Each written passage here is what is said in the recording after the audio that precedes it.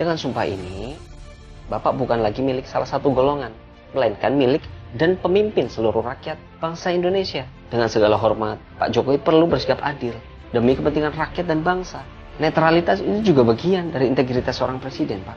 Kalau mau pertandingan ini fair dan gak berat sebelah, Bapak harus mundur dari jabatan sebagai presiden. Itu aturannya. Kalau emang mau ikutan kampanyein anaknya, Bapak harus ikutin aturan. Jangan malah nabrak aturan seenaknya. Ini gara-gara gorong-gorong nih, berawal dari gorong-gorong jadi begini nih, jadi amburadul nih. Makanya besok-besok kalau ada penjabat publik masuk gorong-gorong jangan dipiralin, langsung semen aja, semen. Berantakan jadinya. Karena sekarang mereka panik. Duit udah keluar banyak, tapi malah semakin jauh dari kemenangan. Mereka panik, dan itu artinya bahwa kalian semua, para pendukung dan relawan Amin, bahwa kita semua, para pejuang perubahan, telah melakukan perjuangan kita dengan benar. Semakin panik mereka, maka semakin tidak beretika mereka. Semakin absurd narasinya.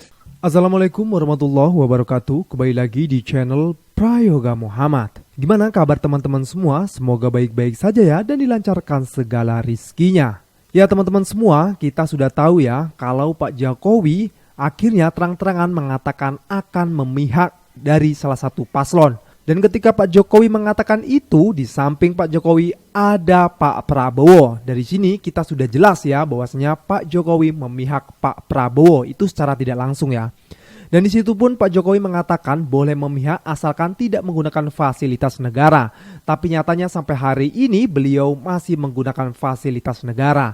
Tidak tahu nih apa yang ada di dalam pikiran Pak Jokowi sendiri. Kenapa sampai bisa-bisanya berbicara seperti itu? Tentu hal itu menyakiti banyak masyarakat ya. Yang dimana Pak Jokowi ini adalah pemimpin bapak bangsa yang harusnya mengayomi semua masyarakat yang ada di Indonesia ini.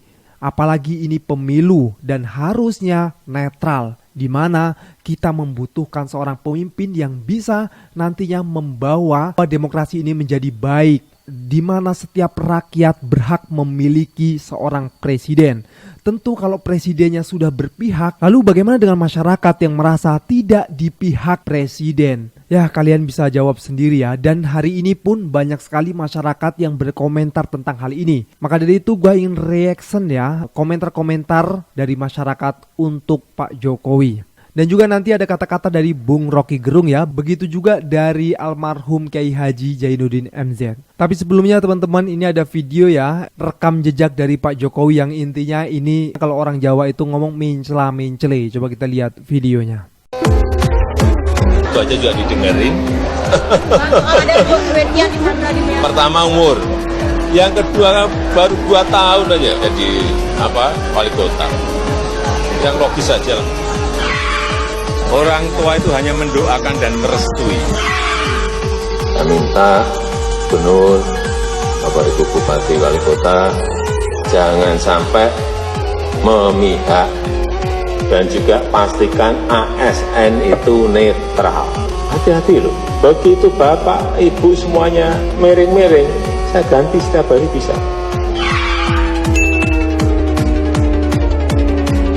Hari ini pertama kali saya mengikuti debat Capres-Cawapres. Presiden itu boleh memihak.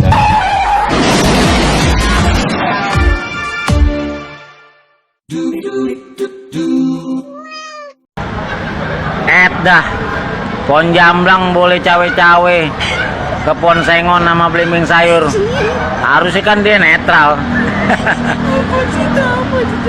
Baru di tahun ini rusak semua, bener dah. Dulu-dulu nggak begitu. Nah dulu-dulu zaman dulu tuh kalau udah selesai ya udah duduk manis ya nggak, jadi bapak negara yang baik. Ini mah kagak, cawe-cawe, rusak. Jokowi presiden boleh kampanye memihak, menteri juga boleh. Nya sok bebas lah dunungannya, dan negara ieu teh meureun anu dunungan ieu. Sok we atur, da aturan teh aya untuk dilanggar komodi ku penguasa urang atur bebas geus karolot ieu nya sampai dah tuh ah. Menteri sama saja, yang paling penting presiden itu boleh loh kampanye.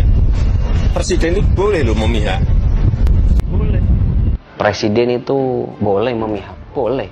Apalagi ke anak tersayang, boleh banget. Dan presiden itu boleh kampanye, boleh. Bukan hanya kampanye, harus menang kalau bisa. Kalau kalah ya malu 7 turunan. Soal etika, apa itu etik-etik? Nggak penting lah. Tapi sadar atau enggak, Bapak itu sudah disumpah jabatan presiden yang diucapkan di depan sidang paripurna MPR. Demi Allah, saya bersumpah akan memenuhi kewajiban Presiden Republik Indonesia dengan sebaik-baiknya dan seadil-adilnya.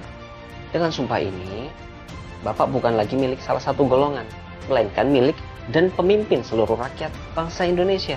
Dengan segala hormat, Pak Jokowi perlu bersikap adil demi kepentingan rakyat dan bangsa. Netralitas itu juga bagian dari integritas seorang presiden, Pak. Dan sumpah ini, sumpah jabatan ini disaksikan di hadapan Allah. Bukan hanya di hadapan manusia, konsekuensinya berat, besar. Itu melanggar sumpahnya, jadi dua kena. Allah kena, undang-undang. Harusnya sebagai manusia yang berpikir, apalagi yang sudah bersumpah, benar-benar menjalankan amanah dari jabatannya ya. Apalagi seorang presiden tidak boleh memihak di salah satu golongan, karena presiden itu milik semua rakyat.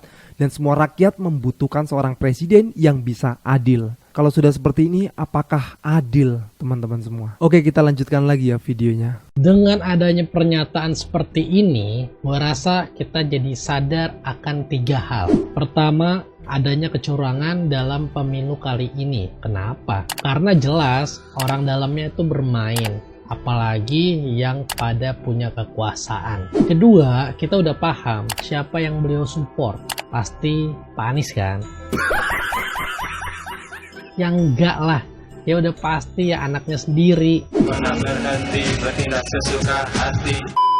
Ketiga, suka atau enggak, percaya atau enggak, dengan secara sadar atau enggak, karena beliau menyatakan seperti itu, berarti beliau sendiri mengakui bahwa beliau masih pengen berkuasa. Walaupun beliau tidak lagi akan menjabat sebagai presiden, tapi kalau Pak Prabowo jadi 2029 kemungkinan Gibran naik jadi capres. Dan kalau dia menang, pasti 2 periode sampai 2039. 2039 itu Kaisang men, 2 periode sampai 2049. 2049 itu Jan Etes.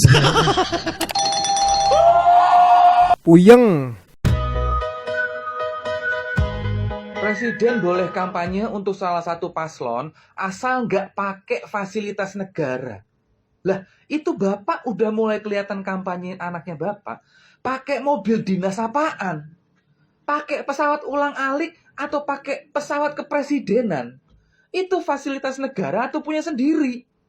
Kok jadi kayak gini sih, Pak? Kalau Bapak beneran mau ikutan kampanye, berarti Bapak harus cuti dari posisi sebagai presiden. Nah, Bapak ngikutin aturan itu nggak? Apakah Bapak udah resmi terdaftar sebagai tim ses kampanye secara struktural atau jadi pelaksana kampanye dan udah didaftarin ke KPU? Presiden itu hanya boleh berpihak kalau dia ngambil cuti.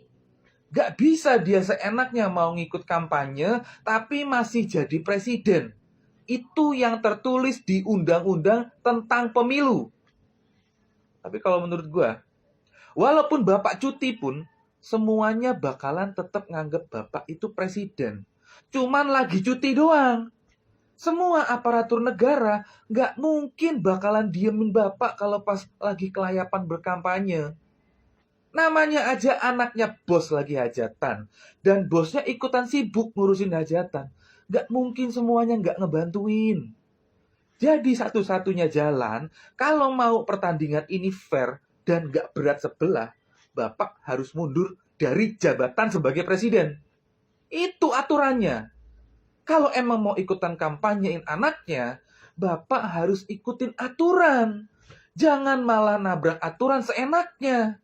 Ini negara hukum. Ikutin aturan undang-undangnya. Jangan kasih contoh yang nggak benar untuk generasi muda, seolah-olah hukum bisa dibeli dengan uang dan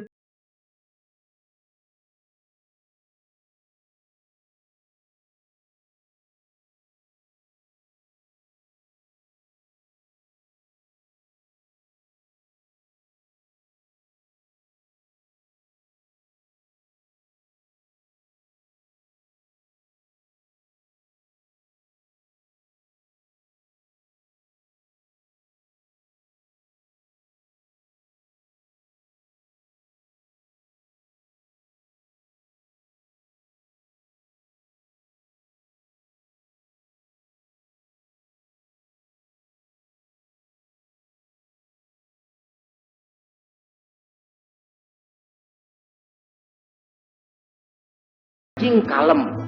Aduh guys, ngelus dada deh kalau kayak gini. Aduh, kayak mana ini? Gimana masyarakat mau percaya sama pemimpin model kayak gini? Yang harusnya mengayomi rakyatnya, yang harusnya netral sehingga masyarakat tidak berasumsi yang aneh-aneh, tidak berpikir yang aneh-aneh. Masyarakat percaya kalau pemimpin itu amanah, adil, menaati hukum. Kan itu yang masyarakat inginkan. Oke teman-teman semua, kita lanjut lagi ya videonya. Salam logika. Izinkan saya untuk mengomentari kata-kata Pak Jokowi. Pak Jokowi bilang bahwa Presiden berhak loh untuk memihak, mendukung dan mengkampanyekan capres dan cawapres pilihannya asal tidak memakai fasilitas negara. Oke Pak, itu betul ya, ada di Undang-Undang Pemilu pasal 281 ayat 1. Sebagai tambahan, kalau mereka cuti itu adalah di luar tanggungan negara. Tapi mari kita lihat Pak, pasal 283 ayat 1 dan 2. Pasal tersebut mengatakan bahwa pejabat negara, pejabat struktural, pejabat fungsional dalam jabatan negeri, serta aparatur sipil negara lainnya dilarang mengadakan kegiatan yang mengarah kepada keberpihakan kepada peserta pemilu sebelum, semasa, dan sesudah masa kampanye. Lalu ayat 2-nya menjelaskan seperti ini. Larangan sebagaimana dimaksud pada ayat 1 meliputi pertemuan, ajakan, imbauan, seruan, atau pemberian barang kepada aparatur sipil negara dalam lingkungan unit kerjanya, anggota keluarganya, dan masyarakat. Begitu Pak, Bapak Jokowi kan tadi bilang selama ikut aturan. Lalu aturan yang Bapak ikuti yang mana Pak Ngi? Presiden Jokowi menyatakan bahwa presiden dan juga menteri boleh ikut berkampanye bahkan berpihak kepada paslon tertentu. Atau dalam hal ini, bahwa Jokowi akan semakin berpihak dan akan turun langsung mengkampanyekan Prabowo Gibran. Hal ini 180 derajat berbeda dengan pernyataan Jokowi sebelumnya, di mana beliau mengatakan kalau pejabat negara harus netral. Nah, apa yang sebenarnya terjadi di sini? Kenapa hari ini tiba-tiba Jokowi mengubah pernyataannya sendiri? Kemudian terbelah pendapat di masyarakat mengenai hal ini, dinilai dari sudut pandang hukum, undang-undang, nilai etika, kepantasan, dan macam-macam. Menurut gue percuma mempertentangkan hal-hal tersebut, karena dari awal sudah jelas bagaimana pandangan kubu nomor urut 2 mengenai hukum, undang-undang, etika, dan kepantasan. Lihat saja bagaimana proses Gibran menjadi cawapres Prabowo, kemudian mobilisasi dukungan kepala desa dan aparat desa, lalu ada Satpol PP, ada juga PNS, belum lagi bagi-bagi uang, bansos, dan lain-lain. Lagi pula memang dari awal Jokowi sudah menyatakan akan cawe-cawe kok, jadi apa yang aneh? Yang aneh itu adalah kenapa hari ini ketika tinggal 20 hari lagi menuju Pilpres, Jokowi justru semakin mempertegas lagi keberpihakannya kepada Prabowo Gibran. Jawabannya sudah jelas menurut gue, yaitu karena elektabilitas Prabowo Gibran macet. Karena sekarang narasi satu putaran itu tinggal omon kosong. Jawabannya adalah karena sekarang mereka panik. Duit udah keluar banyak, tapi malah semakin jauh dari kemenangan. Mereka panik, dan itu artinya bahwa kalian semua, para pendukung dan relawan Amin, bahwa kita semua, para pejuang perubahan, telah melakukan perjuangan kita dengan benar. Semakin panik mereka, maka semakin tidak beretika mereka. Semakin absurd narasinya, semakin kencang joget gemoynya, semakin banyak buzzernya. Maka dengan begitu, artinya semakin dekat perubahan itu dengan kemenangan. Perjuangan kita mendukung pasangan Amin sudah benar. Dan ketika kita sudah melakukan sesuatu dengan benar, maka satu-satunya pilihan adalah kita akan terus melakukan itu. Kita akan terus berjuang seperti kemarin, sekarang, dan besok. Kita akan terus dukung, terus sebarkan, sampai kita gapai kemenangan itu, sampai terwujud perubahan itu, yang insya Allah sudah di depan mata. Amin. Salam semangat antitesa 24. Ya, terima kasih para netizen yang sudah memberikan kritikannya, masukannya juga untuk pemerintah dan juga teman-teman semua yang mungkin belum paham ya dengan persoalan ini. Yaitu teman-teman semua, kebenaran akan menemukan jalannya sendiri. Jadi kalau kita sudah berdiri di barisan yang benar, maka teruslah berjuang, jangan patah semangat. Oke teman-teman semua, coba kita dengarkan kata-kata dari Bung Rocky Gerung. Yang video ini sebenarnya sudah lama ya. Coba kita lihat videonya. Nggak mungkin Jokowi menginginkan orang yang akan menggantikan dia itu akan mempersoalkan dia di pengadilan. Dipilihnya Gibran itu sebetulnya adalah satu tindakan yang sangat cerdas dari Jokowi untuk menghindari Jokowi diancam hukuman. Hanya itu dasarnya. Jadi dia akan memenangkan terus soal-soal itu. Kemarin ketemu Prabowo di Menteng, lalu bikin semacam sinyal bahwa ya mendukung. Tapi mungkin juga ada hal yang menggelisahkan sehingga mesti bertemu empat mata dengan Pak Prabowo. Jadi teman-teman di sini nanti kita akan diskusi. Tapi satu hal yang saya pastikan adalah bahwa kita tidak boleh berhenti untuk mempersoalkan sistem pemilu itu. Jadi kalau disebut pemilu itu gembira, enggak. Kita mesti mencurigai bahwa kejahatan sudah dimulai sejak Mahkamah Konstitusi menetapkan Gibran sebagai calon wakil presiden. Dari situ kejahatan dimulai.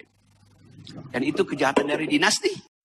Lu sekolah SD 6 tahun, lanjut lu sekolah SMP 3 tahun, lanjut lagi lu sekolah SMA 3 tahun, belum kuliah lu 4 tahun. Ya. Terus udah gitu lu jadi ojol. Itu tidak masalah bro. Pekerjaan itu selama itu pekerjaan halal itu baik-baik aja, itu nggak apa-apa. Yang tidak baik-baik aja, yang bermasalah itu lu sekolah tinggi-tinggi ya, lu merintis sekolah dari SD sampai kuliah terus lulus, lu punya hak pilih, udah gitu milihnya Prabowo. Yang bener aja.